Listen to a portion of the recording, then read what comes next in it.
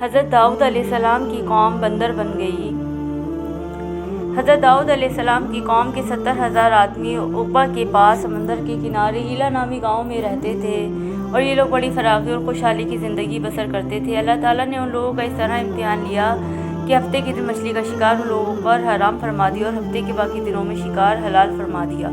مگر اس طرح ان لوگوں کو آزمائش میں مبتلا فرما دیا۔ ہفتے کے دن بے شمار مچھلیاں آتی تھیں اور دوسرے دنوں میں نہیں آتی تھیں،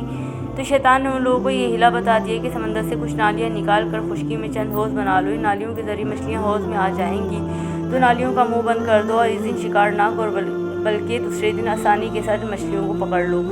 ان لوگوں کو یہ شیطانی ہیلا بازی پسند آ گئی اور ان لوگوں نے یہ نہیں سوچا کہ جب مچھلیاں نالیوں اور حوضوں میں مقید ہو گئیں تو یہی ان کا شکار ہو گیا، تو ہفتے ہی کے دن شکار کرنا پایا گیا جو ان کے لیے حرام تھا۔ اس موقع پر ان یہودیوں کے 3 گروہ ہو گئے۔ کچھ لوگ ایسے تھے جو شکار کے شیطانی ہیلے سے منع کرتے رہے اور ناراض و بیزار ہو کر شکار سے باز رہے، اور کچھ لوگ اس کام کو دل سے برا جان کر خاموش رہے اور دوسروں کو منع نہ کرتے تھے بلکہ منع کرنے والوں سے یہ کہتے تھے کہ تم لوگ ایسی قوم کو کیوں نصیحت کرتے ہو جنہیں اللہ تعالیٰ ہلاک کرنے والا یا سخت سزا دینے والا ہے۔ اور کچھ وہ لوگ سرکش نافرمان لوگ تھے جنہوں نے حکم خداوندی کی اعلانیہ مخالفت کی اور شیطان کی ہیلا بازی کو مان کر ہفتے کے دن شکار کر لیا اور مچھلیوں کو کھایا اور بیچا بھی۔ جب نافرمانوں نے منع کرنے کے باوجود شکار کر لیا تو منع کرنے والی جماعت نے کہا کہ ہم ان نصیحت کاروں سے کوئی میل ملاپ نہ رکھیں گے۔ چنانچہ ان لوگوں نے گاؤں کو تقسیم کر درمیان میں ایک دیوار بنا لی اور آمد و رفت کا ایک الگ دروازہ بھی بنا لیا۔ حضرت داؤد علیہ السلام نے غضبناک ہو کر شکار کرنے والوں پر لعنت فرما دی۔ اس کا اثر یہ ہوا کہ ایک دن خطا کاروں میں سے کوئی باہر نہیں نکلا، تو انہیں دیکھنے کے لیے کچھ لوگ دیوار پر چڑھ گئے تو کیا دیکھا کہ وہ سب بندروں کی صورت میں مسخ ہو گئے ہیں۔ اب لوگ ان مجرموں کا دروازہ کھول کر اندر داخل ہوئے تو وہ بندر اپنے رشتہ داروں کو پہچانتے تھے اور ان کے پاس آ کر ان کے کپڑوں کو سونگھتے تھے اور زار و قطار روتے تھے، مگر لوگ ان بندر بن جانے والوں کو نہیں پہچانتے تھے۔ ان بندر بن جانے والوں کی تعداد 12,000 تھی۔ یہ سب 3 دن تک زندہ رہے اور ان کے درمیان میں کچھ بھی کھا پی نہ سکے بلکہ یوں ہی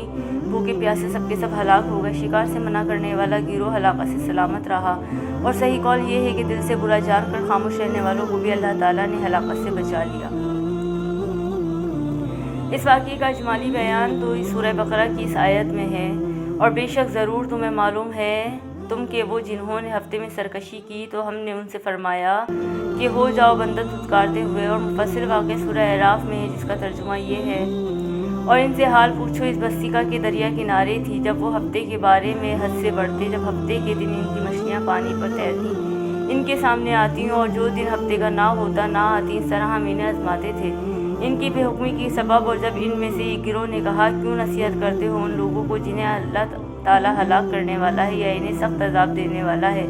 بولے تمہارے رب کے حضور معذرت کو، شاید انہیں ڈر ہو۔ پھر جب وہ بھلا بیٹھے جو نصیحت انہیں ہوئی تھی ہم نے بچا لیے، وہ جو برائی سے منع کرتے تھے، اور ظالموں کو برے عذاب میں پکڑا، بدلہ ان کی نافرمانی کا۔ پھر جب انہوں نے ممانعت کے حکم سے سرکشی کی ہم نے ان سے فرمایا ہو جاؤ بندر دھتکارتے ہوئے۔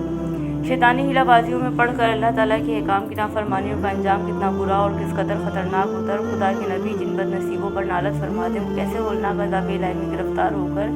دنیا سے نیست و نابود ہو کر عذاب نار میں گرفتار ہو جاتے ہیں اور دونوں جہاں میں ذلیل و خوار ہو جاتے ہیں۔